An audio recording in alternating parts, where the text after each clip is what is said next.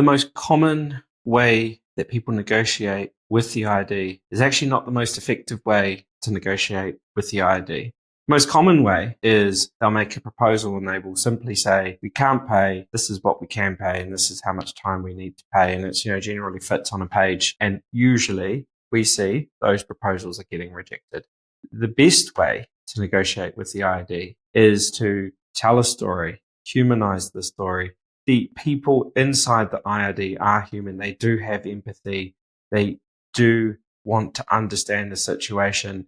And yes, they have a legal framework in which they have to operate within. And yes, they have to maximize the recovery for the Commissioner of Inland Revenue. But they also will consider all of those factors. Whereas when you're dealing with a commercial entity, they just want to know, how much am I getting paid and when am I getting paid? What we take our clients through is a bit of a journey to dive deep into their situation, to understand what's going on, not just in the business, but in their personal lives that's contributed to this situation where you owe money to the IRD. We will then tell that story in some detail. We'll then also give the IRD some certainty around this is what's changed and how we're moving forward from here. And then we will ensure that the IRD have all the information to know that this is the maximum available to the Commissioner. It's better than an alternate approach where a liquidator is appointed.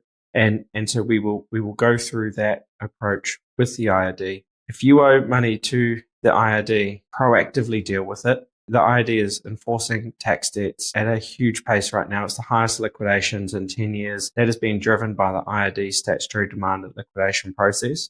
Now is the time to proactively communicate. Don't get comfort from the silence that you may have received, because when they decide to take action, it will move very quickly.